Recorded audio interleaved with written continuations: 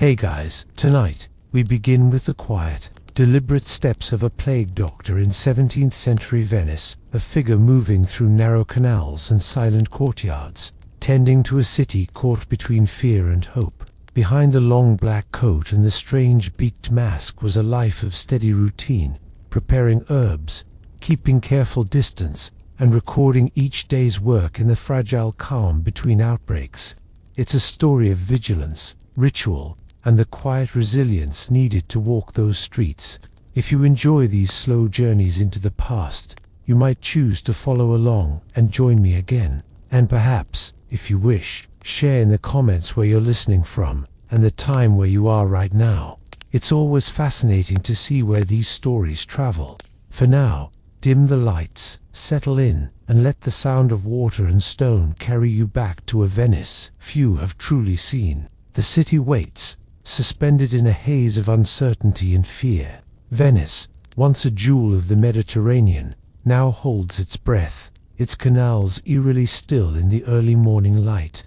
You wouldn't think much of it at first glance. A few gondolas bobbing gently, the faint outline of grand palazzos through the mist, and the distant sound of a shopkeeper reluctantly opening their shutters. But step outside, and you'll find the plague waiting like an unwelcome shadow, slipping between the cracks of quarantine, finding its way into the very fabric of Venetian life. You wake to the soft sound of water against the stones, morning fog settling over the canals, gondolas swaying in place. The lapping of the lagoon is a constant, a rhythm that has persisted through centuries of triumph and tragedy. Today, it carries a different tone, more subdued, as if the water itself is hesitant to disturb the uneasy peace.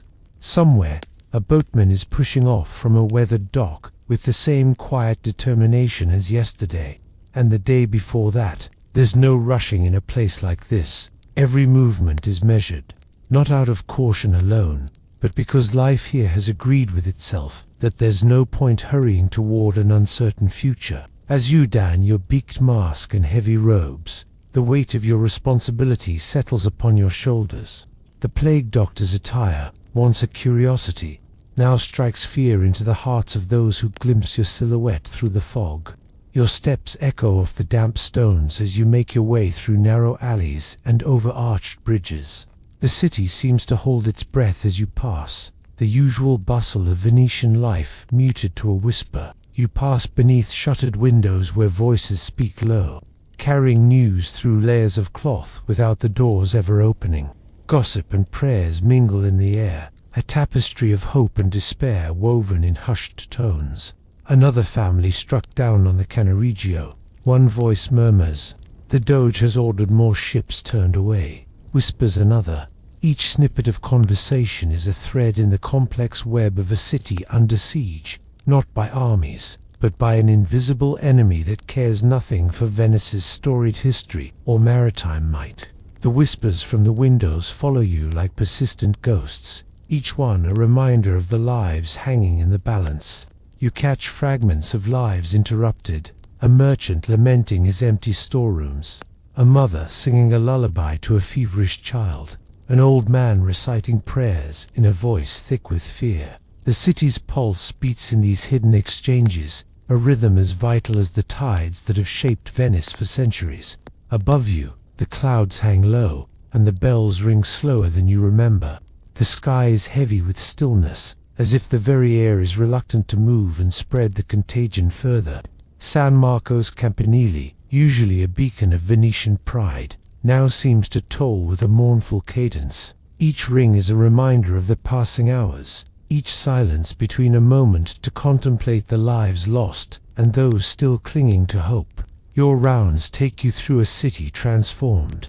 The once bustling Rialto market stands nearly empty, a few brave souls hurrying through with covered faces and averted eyes.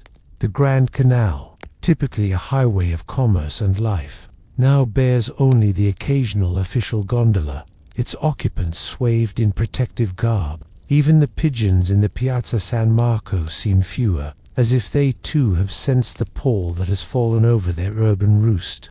As you tend to the sick, your herbs and tinctures offering what little comfort they can, you can't help but feel the weight of history pressing down. Venice has weathered storms before, wars, fires, floods, but this invisible assailant tests the very foundations of the Republic. In the eyes of your patience, you see a mixture of fear and resilience, the indomitable spirit of Venice, flickering like a candle in the wind. The day wears on. Each house visited a battle against despair. You drain humors, apply poultices, and offer words of encouragement through the filter of your mask. Some doors remain firmly shut, the occupants too frightened to admit even the possibility of aid. Others open eagerly, desperate faces peering out, hoping that this time, this remedy, might be the one to turn the tide. As evening approaches, the city takes on a different character. The fading light casts long shadows across the canals, and the mist rising from the water blurs the lines between the physical and spiritual worlds.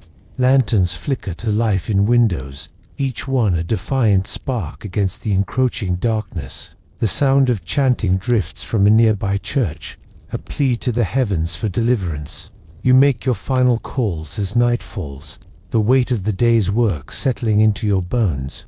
The beaked mask, now as familiar as your own face, has left its mark, a red line across your brow, a physical reminder of the barrier between you and the world you seek to heal. As you navigate the moonlit cales, the city seems to breathe a collective sigh. Another day endured, another night to face. Returning to your lodgings, you pass the silent shipyards where once the might of the Venetian fleet was born.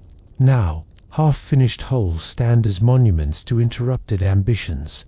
The arsenal, heart of Venice's naval power, beats slower now, its rhythms disrupted by quarantine and fear. Yet even in this stillness, there's a sense of potential energy, of a city coiled and waiting for the moment to spring back to life. You remove your protective gear with practiced care, each piece a layer of defense against the unseen enemy.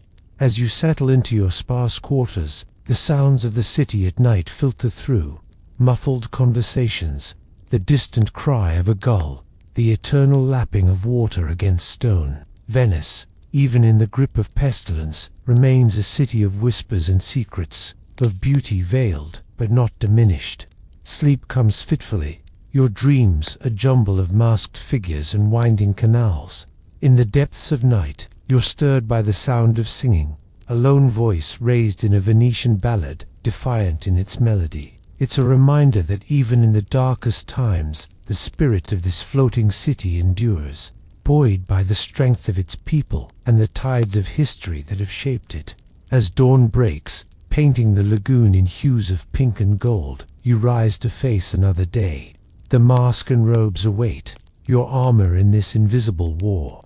You step out into the morning, the cool air carrying the scent of salt and possibility. Venice awakens around you, its resilience evident in every open shutter, every lit hearth, every voice raised in greeting. There's no rushing in a place like this. Every task is done with purpose, not out of haste, but because life here has agreed with itself that there's no point in surrendering to despair. The plague may have changed the rhythm of Venetian life, but it hasn't stilled its heart. As you begin your rounds anew, you carry with you the weight of yesterday's sorrows and the hope of tomorrow's cures. For in Venice, a city that has defied the very sea to exist, there is always the promise of renewal, always another sunrise to greet across the shimmering waters of the lagoon. In the dim light of dawn, the city of Venice stirs with a reluctant energy. Narrow canals reflect the first hints of sunlight, while gondolas bob gently against weathered stone steps. The air hangs heavy with the scent of salt and damp, a constant reminder of the water that both sustains and threatens this floating world. But today, there's something else mingling with the familiar smells, a hint of fear, a whisper of unease that clings to the shadows and lurks in every cautious glance. You wouldn't think much of the doctor's chambers in these early hours, a cluttered desk, the faint glow of candles, and the muffled sound of someone already muttering about the day's grim task. But step inside, and you'll find anticipation waiting like an impatient patient, tapping its foot and checking its pocket watch. Somewhere, An apprentice is grinding herbs with the same determined resignation as yesterday and the day before that. There's no rushing in a place like this. Every preparation is made deliberately, not out of caution alone, but because death has agreed with itself that there is no point hurrying toward the same darkness it LLC tomorrow. The plague doctor rises from his chair, bones creaking in protest. He eyes the familiar ensemble laid out before him, each piece a barrier between life and the unseen enemy that stalks the streets. With a sigh that speaks of duty rather than dread, he begins the ritual that will transform him from a mere mortal into something otherworldly. A beacon of hope, or perhaps just a reminder that even in the face of pestilence, humanity clings to its routines. First comes the long black coat, a garment that seems to have been cut from the night sky itself. You draw the heavy, waxed fabric around you, fastening each button with unhurried precision. It's not vanity that guides your fingers, but the knowledge that every gap is an invitation to death. The coat settles on your shoulders like a judge's robe, weighing you down with the responsibility of your calling. You can't help but wonder if it's meant to protect you from the disease, or from the desperation in the eyes of those you soon encounter. As you secure the final button, you allow yourself a small chuckle. Well, you mutter to no one in particular, "At least I'll be the best-dressed fellow in the graveyard." Dark humor is a luxury in these times, a small rebellion against the gravity of your task. Next, you turn your attention to the mask, that beaked monstrosity that will conceal your humanity and transform you into a creature of myth. You tuck dried lavender, mint, and rosemary into the hollow beak, the scent mingling into something sharp yet comforting. It's a peculiar bouquet, 1 part medicine and 2 parts superstition, with a dash of desperation thrown in for good measure. As you work, you can't help but imagine how the plague must laugh at these feeble defenses. Still, the ritual brings its own comfort, a reminder that even in the face of overwhelming odds, we humans insist on doing something, anything, to push back against the darkness. The mask settles over your face, and suddenly the world is reduced to what you can see through 2 small, round eyes.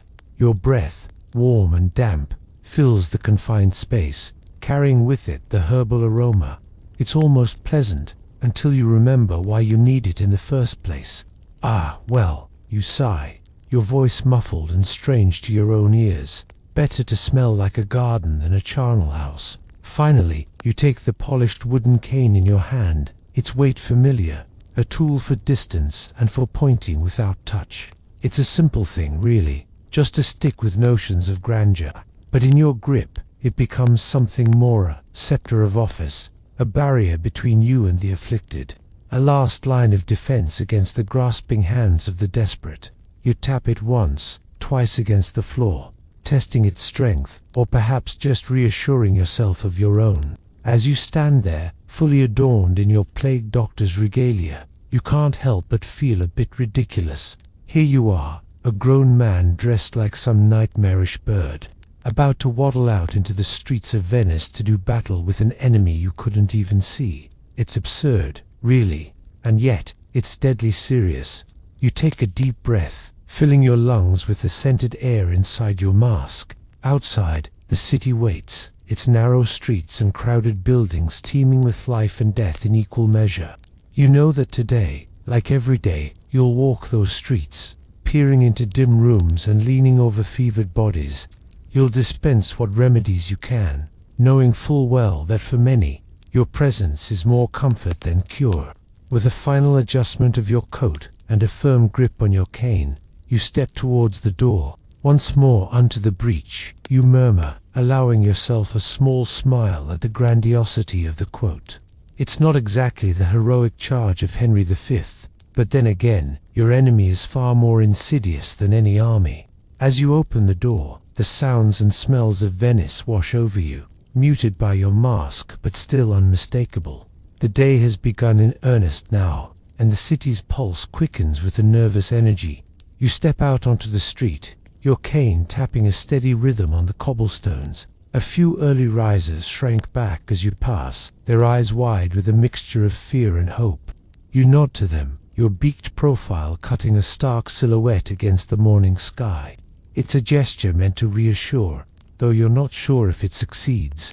After all, your very presence is a reminder of the invisible threat that haunts there every moment. As you make your way through the twisting alleys and over the countless bridges, you can't help but reflect on the strange path that has led you here. Years of study, of peering into books and cadavers alike, all to end up waddling through the streets like some overgrown morbid duck. If your professors could see you now, they'd either laugh or weep, or perhaps both. But there's no time for such musings. Already you can see the telltale signs of your first patient of the day, a red cloth hanging from a window, a universal signal of distress in these troubled times. You pause for a moment, gathering your resolve. Then, with a deep breath that fills your mask with the scent of herbs and your own anxiety, you approach the door. You raise your cane and knock, the sound echoing in the narrow street. As you wait for a response, you straighten your posture, trying to project an air of confidence and authority that you don't entirely feel.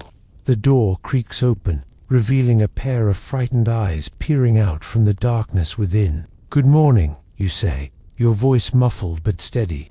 "I am the doctor. May I enter?" And so begins another day in the life of a plague doctor in 17th century Venice. It's a life of contradictions, of hope and despair, of science and superstition, of duty and futility. But it's your life, for better or worse, and you'll face it with all the courage and compassion you can muster. As you step across the threshold into the sick room beyond, you can't help but wonder what challenges this day will bring. But then, that's the nature of your calling, isn't it? To face the unknown, armed with nothing but your wits, your training, and a pocket full of sweet-smelling herbs. You take a deep breath, filling your lungs with the scented air of your mask one last time before you begin your examination. It's going to be a long day, but then again, they always are. At least you're well dressed for the occasion. The first light of dawn creeps over Venice, a city that seems to hold its breath in anticipation of what the day might bring. You wouldn't think much of these narrow streets in the early hours. A few shuttered windows, the faint echo of footsteps on cobblestones, and the muffled sound of someone already muttering a prayer against the plague. But step outside, and you'll find the fear waiting like an unwelcome shadow, slipping into every corner, finding its way into the very air you breathe. As you don your beaked mask and long, dark robes, you become more than just a doctor. You transform into a harbinger of both dread and hope. The weight of your responsibilities settles upon your shoulders as heavily as the thick leather that shields you from the miasma of disease. With a deep breath that whistles slightly through the herbs stuffed in your mask's beak, you step out to begin your rounds. The streets unfold before you like a labyrinth of stone and shadow. The usual bustle of Venice is absent, replaced by an eerie stillness that makes every sound seem amplified. Your footsteps echo off the walls of closely packed buildings, announcing your presence long before you're seen. Somewhere, a door creaks shut as you approach. The residents here have learned that your arrival often precedes sorrow. You make your way along the canals, those watery veins that have long been the lifeblood of Venice. But today, they lie still and dark beneath the bridges, disturbed only by faint ripples that seem to whisper secrets of the city's suffering. The gondolas that once glided gracefully, filled with laughter and song, now bob silently at their moorings, their vibrant colors muted in the gray light of morning. The water reflects the looming facades of palazzos and humble homes alike, creating a mirror world where the boundaries between reality and nightmare blur. You can't help but wonder how many of these grand buildings now house only the echoes of those they've lost. The canals, once a source of pride and commerce, have become silent witnesses to the city's struggle against an invisible enemy. As you continue your journey, your eyes are drawn to the doors that line the streets. It's not their ornate carvings or peeling paint that catches your attention, but the chalk symbols etched upon them, silent warnings to all who pass. A cross here, a circle there, each mark a code that speaks volumes to those who know how to read them. This house harbors the infected. That one has already been cleansed. Another waits in fearful quarantine. Your gloved hand reaches out, almost of its own accord, to trace one of these symbols. The rough texture of the chalk against your fingers serves as a tactile reminder of the gravity of your task. Each mark is a story, a life hanging in the balance, a family holding its collective breath. You've made many of these marks yourself, and each one weighs on your conscience like a stone. The empty market square looms ahead, a space that should be filled with the vibrant chaos of Venetian life. Instead, it stands as a testament to the city's current state. Abandoned and eerily quiet, the stalls are closed, their wooden shutters like sealed eyelids, refusing to witness the day. Cloth canopies shift listlessly in the breeze, devoid of the colorful produce and wares they once sheltered. You move through this ghost of a marketplace, your footsteps echoing where there should be, the cacophony of haggling voices and clattering wares, the absence of scents. No fresh bread, no pungent cheeses, no aromatic spices, is as unsettling as the silence. This place, once the beating heart of daily life, now lies as still as the patience you've lost. A lone cat darts across your path, startling in its sudden movement. It pauses to regard you with wary eyes before disappearing into a shadowy alley. Even the animals seem to have adapted to this new, cautious existence. You find yourself envying its freedom to roam without fear of contagion. As the sun climbs higher, casting long shadows across the empty square, you reflect on the task ahead.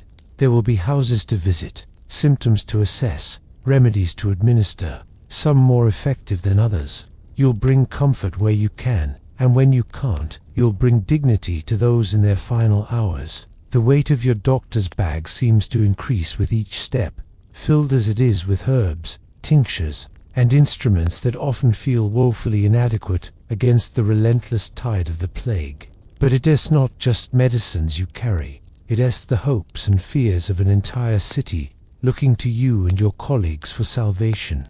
You pause for a moment, allowing yourself to feel the full enormity of the situation. The silence of the city presses in around you, broken only by the distant toll of a church bell. It is a sound that could be calling the faithful to prayer or marking another soul as passing. In these times, it's often hard to tell the difference. With a deep breath that fills your mask with the scent of protective herbs, you straighten your shoulders and continue on your way. There's no rushing in a place like this. Every task is done with deliberate care, not out of laziness, but because each action could mean the difference between life and death. The city has agreed with itself that there is no point hurrying toward a future that remains so uncertain. As you leave the empty market behind, you catch sight of your reflection in a shop window. The long beak of your mask, the wide-brimmed hat, the dark robes that sweep the ground. It's an image designed to inspire fear, to ward off the very plague you're fighting. Yet you hope that for some, it might also inspire a glimmer of hope. A sign that they have not been abandoned to face this scourge alone. The day stretches out before you, filled with challenges and heartaches yet to come. But for now, in these early morning hours, you allow yourself a moment of quiet determination. You are a plague doctor in 17th century Venice, walking streets that have seen centuries of triumph and tragedy. And though the task seems insurmountable, you will face it as you have every day since this nightmare began. One step at a time, one patient at a time, one breath at a time. With that thought, you adjust your mask, tighten your grip on your doctor's bag, and set off towards the first house marked with chalk. The city may be holding its breath, but you will not falter. For in this battle against an unseen enemy, it is not just bodies you're trying to save, but the very soul of Venice itself. You wouldn't think much of the sick room in the early hours. A few flickering candles, the faint smell of vinegar and herbs, and the muffled sound of someone already coughing in the distance. But step inside, and you'll find the plague waiting like an unwelcome guest, slipping past your beaked mask, finding its way into your nightmares. Somewhere, a fellow doctor is burning sage with the same grim determination as yesterday, and the day before that. There's no rushing in a place like this. Every examination is done slowly, not out of caution, but because death here has agreed with itself that there is no point hurrying toward the same grim diagnosis you'll give tomorrow. The dim light of shutters greets you as you enter. A thin slice of Venetian sunlight sneaking through wooden slats, like a mischievous child playing hide-and-seek with the shadows. The room is a patchwork of light and dark, each beam illuminating motes of dust that dance in the air, blissfully unaware of the gravity of their surroundings. You can't help but wonder if ignorance truly is bliss, or if those dust particles are just putting on a brave face for your benefit. Your eyes adjust to the gloom, revealing the contours of a bed, a nightstand, and what appears to be a chamber pot that's seen better days. The air is thick with the scent of illness and fear, a cocktail no bartender would ever dare to mix. You take a moment to straighten your leather coat, more out of habit than vanity.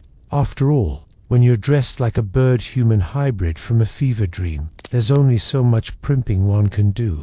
Listening for breath, you lean closer to the bed, your ears straining to catch the faint, uneven rhythm beneath the covers. It's a sound as delicate as a butterfly's wing beat, yet as crucial as a heartbeat.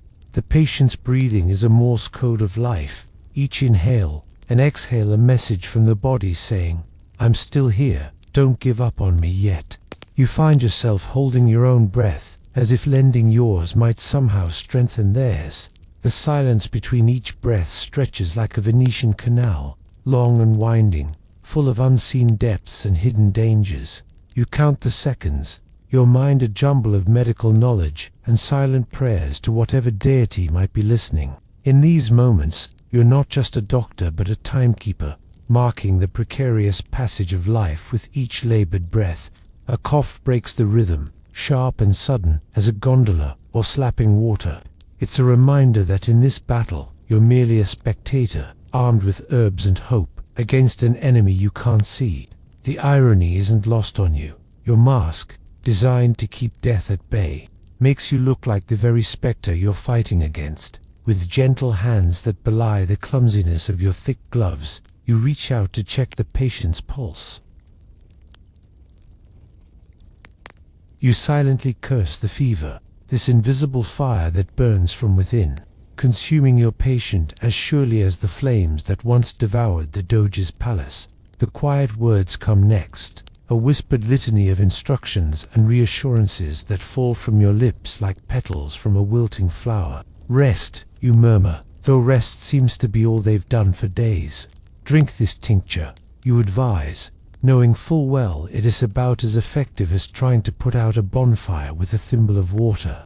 "Have faith," you add, because in times like these, faith is the only currency that doesn't lose its value. Your words hang in the air, more ritual than remedy, a script you've performed so many times you could recite it in your sleep, if sleep ever came easily anymore. You speak of humors and miasmas, of bloodletting and purging, your medical jargon a shield against the helplessness that threatens to overwhelm you. After all, it's easier to hide behind big words than to admit that sometimes all your knowledge amounts to little more than elaborate guesswork. As you speak, you can't help but wonder if your patient finds any comfort in your presence, or if you're just another nightmare in a parade of fevered visions. Does your beaked visage bring hope, or does it simply confirm their worst fears? You're a harbinger of either life or death, and sometimes, in the dim light of shuttered rooms, it's hard to tell which role you're playing. You finish your examination, making notes in a ledger that's seen better days. The pages are a grim tally of life and death, each entry a story untold, a future uncertain. You've become an accountant of sorts, balancing the books of mortality with ink-stained fingers and a heavy heart. Before you leave, you place a small pouch of herbs on the nightstand. Its pungent aroma, a poor match for the stench of sickness, but a valiant effort nonetheless. It's a gesture that feels both futile and necessary, like tossing a coin into a wishing well when you know the magic has long since dried up. You pause at the door, looking back at the figure on the bed. In this moment, you're struck by the fragility of life, how quickly it can flicker and fade like a candle in a Venetian breeze. You've seen death so often that sometimes you forget to marvel at life, at the sheer stubbornness of those who cling to it against all odds. As you step back into the narrow streets of Venice, the world outside seems impossibly bright and loud. The chatter of gondoliers, the cry of seagulls, the endless lapping of water against stone. It's as a cacophony of life that stands in stark contrast to the quiet room UVA just left. You take a deep breath, tasting salt and possibility on the air, and for a moment you allow yourself to hope. But there's no time to linger. Other doors await, other shuttered rooms with their own stories of struggle and survival.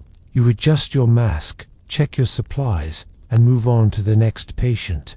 In a city where bridges connect islands, you've become a different kind of bridge, one that spans the gap between life and death, between despair and hope. As you walk, you can't help but chuckle at the absurdity of it all. Here you are, dressed like a bird, fighting an invisible enemy with herbs and guesswork, in a city that's half sinking into the sea. If it weren't so tragic, it would be the setup for a fantastic joke. But then again, perhaps that's exactly what it is, a cosmic jest played out on the grand stage of Venice, with you as the unwitting punchline. You round a corner, your leather coat swishing dramatically, and you catch your reflection in a puddle. For a moment, you are tempted to strike a pose, to see if you can make your beaked silhouette look heroic rather than ridiculous. But there's no time for such vanity. The plague waits for no one, not even for a doctor with delusions of grandeur. And so you press on, a strange figure in a strange time, moving from door to door like a macabre postman delivering news no one wants to receive. You're part doctor, part prophet, part grim reaper, all wrapped up in leather and linen, armed with nothing but outdated knowledge and stubborn determination. As the day wears on and your rounds continue, you find yourself humming a tune, something catchy and inappropriate given the circumstances. But in times like these, you take your joy where you can find it, even if it's just in the gallows humor of a plague doctor's ditty. The sun begins to set, painting the Venetian sky in hues of gold and pink that seem almost offensive in their beauty. You make your way back to your own quarters, tired but not defeated, ready to shed your costume and for a few brief hours pretend that you're just a regular person in a regular world. As you remove your mask and coat, you can't help but smile. Tomorrow, you'll do it all again. The dim rooms, the labored breaths, the quiet words. But for now, you're just a person, standing in a room, marveling at the strange turns life can take. You wouldn't have it any other way. You would unthink much of the city in these early hours. A few gondolas bobbing gently in the canals, the faint smell of salt and decay, and the muffled sound of someone already haggling over the price of fish. But step outside, and you'll find the plague waiting like an unwelcome guest, slipping through the cracks of quarantine, finding its way into the very breath of Venice. Somewhere, a doctor is adjusting their beaked mask with the same grim determination as yesterday and the day before that. There's no rushing in a place like this. Every diagnosis is made slowly, not out of caution, but because death here has agreed with itself that there is no point hurrying toward the same sunrise ULLC tomorrow. You dip your quill, watching ink spread into the paper beside neatly written names. The ledger's pages are a testament to your daily rounds, each entry a life hanging in the balance. You can't help but wonder if the quill's scratch against parchment sounds like the Grim Reaper sharpening his scythe. Probably not. He's likely too busy to bother with DIY tool maintenance these days. The names blur together, a morbid roll call of the afflicted. Giovanni Rossi, fever and buboes, Maria Bionci, cough and delirium. You pause, realizing you've written Plague McPlagueson for the last entry. Clearly, the lack of sleep is getting to you. Or perhaps it's just your mind's way of adding a touch of levity to the grim task at hand. You cross it out, replacing it with the actual name. The dead deserve dignity, even if your sanity is beginning to question the merits of such formalities. As you continue writing, you can't help but notice patterns emerging in the illness. It's like a macabre game of connect the dots. only instead of a cute puppy, you're drawing the outline of death's domain. You trace the map in your mind, noting where the sickness grows faster and where it fades. The wealthy districts, with their marble palaces and silk-draped inhabitants, seem to fare better. You wonder if the plague has developed a taste for fine living, and is simply biding its time before making its grand entrance into high society. In the poorer quarters, the disease spreads like wildfire in a drought. You make a mental note to suggest to the Doge that perhaps they should consider renaming Pestilence Alley to something a bit more optimistic. Slightly less plague-y lane, perhaps. You're sure the residents would appreciate the boost in property values. Your quill pauses over the parchment as you consider the implications of your observations. The plague, it seems, is an equal opportunity employer, but some are more equal than others. You can't help but think that if the rich were dying at the same rate as the poor, a cure would have been found faster than you can say, "Bring out your dead." As you make your way through the winding streets, the weight of your observations settles heavily on your shoulders. Or maybe that's just the ridiculous bird mask you're required to wear. You've often wondered if its design was less about preventing the spread of miasma and more about giving the plague a good laugh before it claims its next victim. You pause by the canal, watching ripples widen and disappear, the city's fate sitting quietly in your thoughts. The water laps gently against the stone, a soothing counterpoint to the chaos of the epidemic. You find yourself envying the canal, so calm, so indifferent to the suffering around it. Then again, you suppose being full of sewage and corpses would make anyone a bit nonchalant about a little plague. The reflection of your mask in the water catches your eye. The long-beaked visage stares back at you, a caricature of healing in a city drowning in sickness. You wonder, not for the first time, if you look more like the harbinger of death than its adversary. At least the mask hides your increasingly manic grin as you contemplate the absurdity of your situation. You turn away from the canal, your thoughts returning to the task at hand. The city's fate may be uncertain, but your duty is clear. You must continue your rounds, recording the progression of the disease, offering what little comfort you can to the afflicted. It's a Sisyphean task, pushing against the boulder of plague only to watch it roll back down, crushing hopes and lives in its path. As you walk, you can't help but imagine the plague as a particularly inconsiderate houseguest. It arrived uninvited, made itself at home, and now refuses to leave, no matter how many hints you drop. You've tried everything short of leaving a copy of 101 Places to Visit that are unto Venice on its pillow. The sun begins to rise, painting the sky in hues that would be beautiful if they didn't remind you of infected wounds. Another day in paradise, you think wryly, adjusting your mask and straightening your shoulders. Time to face the music, a symphony of coughs, moans, and the occasional sneeze that sends everyone diving for cover, like it's a grenade rather than a bodily function. You make your way to the next house on your list, steeling yourself for what you might find inside. The door creaks open, and the familiar smell of sickness and fear wafts out. Another day, another dance with death. You step inside, your quill at the ready, prepared to document the latest moves in this morbid waltz. As you tend to your patients, you can't help but think that if laughter truly is the best medicine, you must be the worst doctor in Venice. Your attempts at humor fall flat in the face of suffering, but you persist. After all, what else can you do? In a world where death lurks around every corner, sometimes a poorly timed joke is the only defense against the encroaching darkness. The day wears on, a blur of symptoms, treatments, and increasingly illegible notes. You find yourself longing for the simplicity of treating common colds and stubbed toes. Remember when the worst thing you had to deal with was old Signor Bellini's imaginary ailments? Those were the days. Now, you'd give your left arm, preferably someone else's, for a patient whose only complaint was a mild case of hypochondria. As night falls, you make your final entries in the ledger. The pages are fuller than yesterday, the list of names longer. You close the book with a sigh, feeling the weight of each life recorded within its pages. Tomorrow, you'll do it all again. Another day of playing chess with death, hoping to call checkmate before he does. You would unthink much of the city in these late hours. A few lanterns flickering in windows, the faint sound of prayers mingling with sobs, and the ever-present lapping of water against stone. But step outside, and you'll find hope waiting like a stubborn flame, flickering but not extinguished, finding its way into the hearts of those who remain.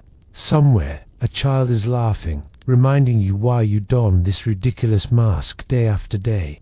There's no rushing in a place like this. Every life saved is celebrated slowly, not out of caution, but because in Venice, even in the shadow of plague, there's no point hurrying toward anything but another chance to push back the darkness. As the sun dips below the horizon, you step out into the narrow streets of Venice, your lantern held aloft like a beacon in the gathering gloom. The light dances ahead of you, a reluctant partner to the shadows that cling to every corner and crevice. You wouldn't think much of these alleyways in the daylight hours. A few ornate facades, the faint smell of canal water, and the muffled sound of someone already complaining about the humidity. But, as night falls, the city takes on a different character, one that's equal parts mystery and menace. Your lantern casts a wavering glow over the uneven cobblestones, each step a careful negotiation between your feet and the centuries-old streets. The light bends and twists, creating phantasmal shapes that dance along the walls of the buildings pressing in on either side. It's as if the very stones are alive, whispering secrets of plagues past and present. You can't help but chuckle to yourself, thinking that if these walls could talk, they'd probably just complain about the damp. As you round a corner, the beam of your lantern catches the edge of a dark figure, and for a moment, your heart leaps into your throat. But it's just another plague doctor, their beaked mask, a comical silhouette against the flickering light. You exchange silent nods, a brotherhood of bird-faced healers united in their nightly vigil. There's no need for words. You both know the drill. Check the sick, comfort the dying. Try not to catch the plague yourself. Just another day at the office, really. You pass more of your colleagues as you make your way through the labyrinthine streets. Each encounter is a brief pantomime of acknowledgement. A tilt of the head here, a raised hand there. It's like a secret society of particularly morbid mimes, all going about their business with the grim determination of men who've seen too much and expect to see more before the night is through. The final visits of the day loom ahead, each step echoing softly in the enclosed courtyards. The sound bounces off the walls, a staccato rhythm that seems to mock the gravity of your task. You can't help but find it slightly absurd. Here you are, dressed like some nightmarish bird, carrying a stick and hoping it'll keep death at bay. If it weren't for the very real suffering behind those doors, it would almost be funny.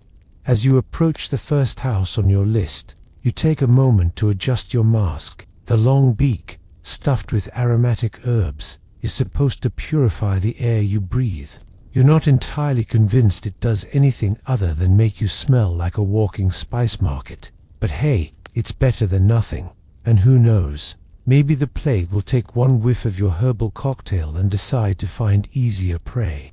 You knock on the door, the sound reverberating through the quiet courtyard. There's no rushing in a place like this. Every task is done slowly, not out of laziness, but because life here has agreed with itself that there is no point hurrying toward the same sunrise you'll see tomorrow. Or, in your case, the same sickness you'll treat tonight and the night after that. The door creaks open, and you step inside, your lantern light spilling across the threshold. The room beyond is a tableau of misery, drawn faces, feverish eyes, the acrid smell of sickness hanging in the air. You go about your work with practiced efficiency, checking symptoms, administering what passes for medicine in these dark times. All the while, you can't help but marvel at the absurdity of it all. Here you are, poking and prodding at the sick, dressed like some reject from a carnival, all in the name of fighting an enemy you can't even see. As you finish with one patient and move to the next, you catch a glimpse of yourself in a tarnished mirror. The reflection that stares back is part doctor, part nightmare fuel. You have to stifle a laugh. If laughter is indeed the best medicine, then surely the sight of you alone should be enough to cure half of Venice. But there's no time for such frivolity. The night is young, and there are more calls to make, more patients to see. You step back out into the street, your lantern once again leading the way. The stone beneath your feet seems to absorb the sound of your footsteps, as if the very city is trying to keep your presence a secret. You make your way through the winding alleys, each turn revealing another slice of Venice's nocturnal life. Here, a cat slinks along a wall, eyeing you suspiciously. There, a drunk stumbles home, giving your masked visage a wide berth. It's a city of contrasts, life and death, joy and sorrow, all existing side by side in this floating world of stone and water. As you approach your next stop, you can't help but reflect on the strange path that led you here. Medical school certainly didn't prepare you for this. The long nights, the constant fear of infection, the way your mask makes everything smell like a potpourri factory exploded. But then again, what could truly prepare anyone for a life spent dancing with death? You knock on another door, bracing yourself for what lies beyond. The routine is familiar now. Enter, examine, treat, comfort, rinse and repeat, night after night.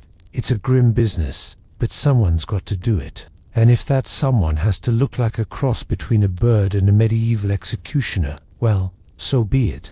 As the night wears on, you find yourself falling into a rhythm. House after house, patient after patient. Your world narrows to the circle of light cast by your lantern and the immediate needs of those under your care. Time loses meaning in the face of such relentless duty. But even in the midst of all this darkness, there are moments of levity. A child giggles at your mask, finding humor where adults see only fear. An old woman insists on reading your fortune, squinting at your gloved hand in the dim light and declaring that you have a long life ahead of you. As long as you don't catch the plague. Dearie, you can't help but appreciate the irony. As you make your final visit of the night, the sky is already beginning to lighten.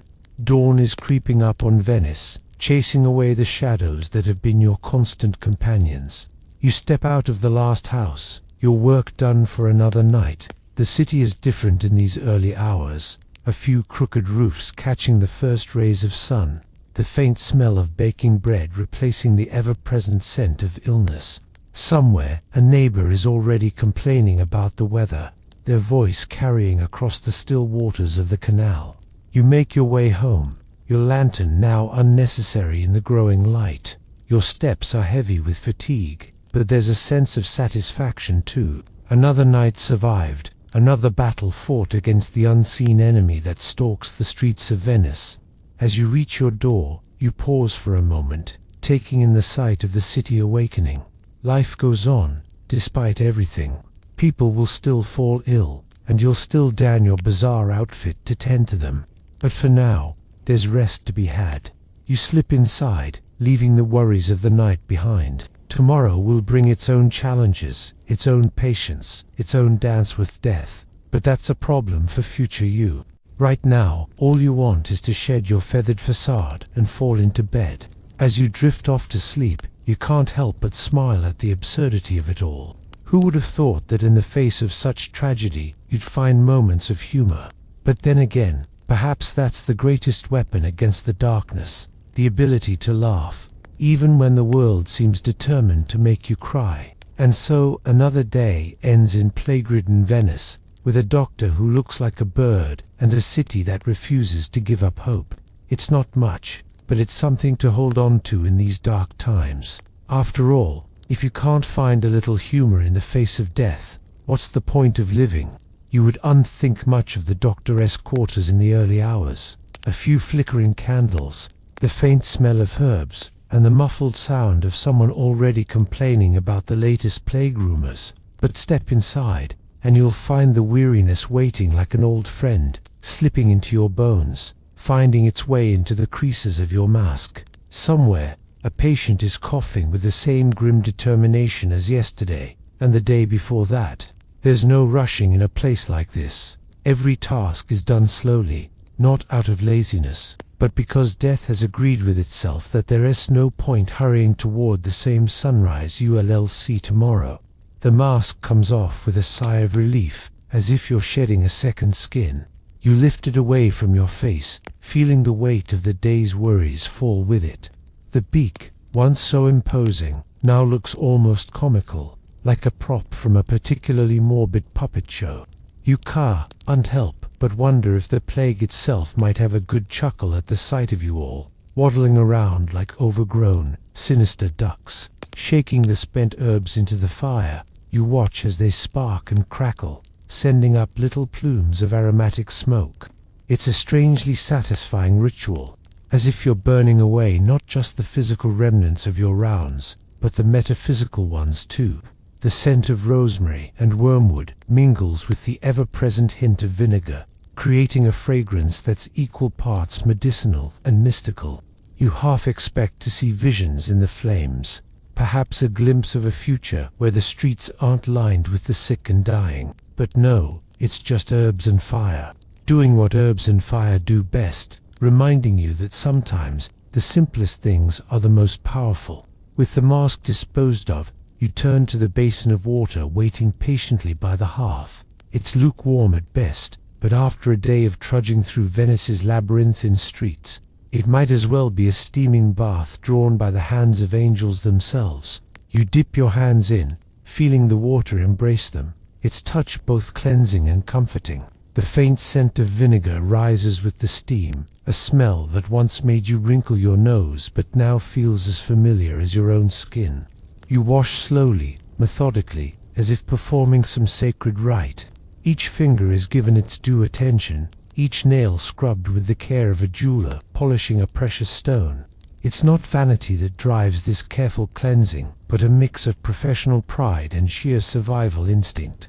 In this line of work, clean hands aren't just next to godliness, they're the difference between life and death, both for you and your patients. As you wash, you can't help but ponder the irony of it all.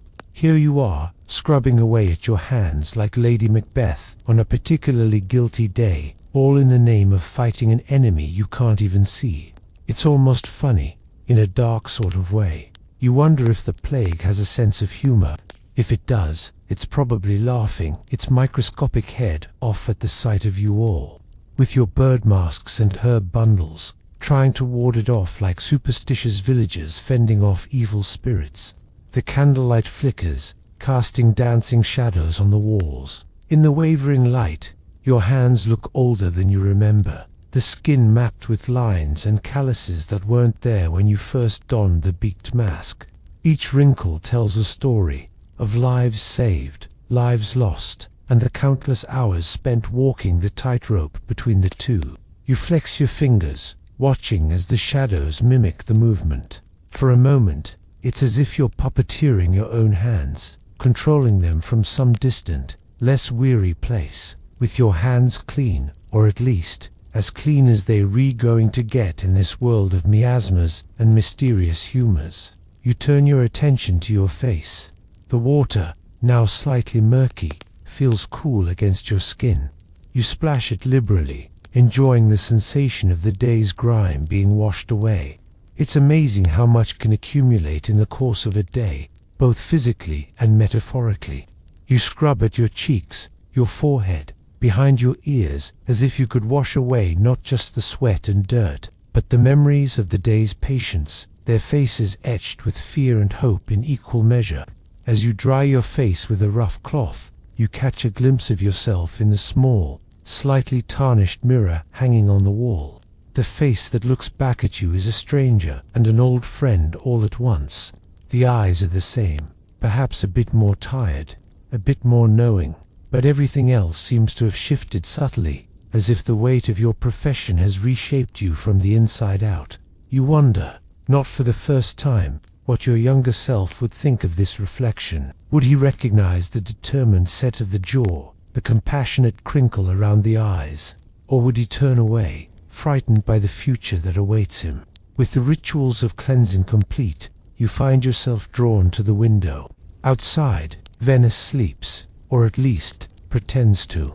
Even in the depths of night, there's always something stirring in the city of canals. You sit for a moment, letting the cool night air caress your freshly washed face. It's a welcome change from the stuffy confines of the mask, a reminder that there's a world beyond the sickness and fear that have become your daily companions. The gentle lapping of water against the buildings provides a soothing backdrop to your thoughts.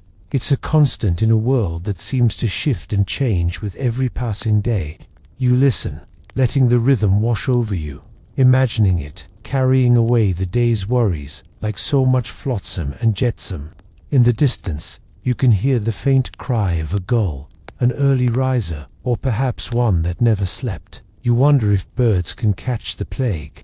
It seems unfair that they should be immune, free to soar above the city while its human inhabitants huddle in fear. A hush has settled over the city, broken only by the occasional splash of an oar or the muffled cough from a nearby building. It's a fragile peace, one that you know will be shattered all too soon by the cries of the sick and the tolling of the death bells. But for now, in this moment, you allow yourself to believe in it, to believe that maybe, just maybe, tomorrow will be different, that the herbs and the masks and the endless rounds of visitations will finally turn the tide against this invisible enemy. As you sit there, caught between the warmth of your quarters and the cool night air, you feel the weight of your profession settle around you like a cloak. It's heavy, yes, but not unbearable. There's a certain pride in it, a sense of purpose that buoys you even in the darkest moments.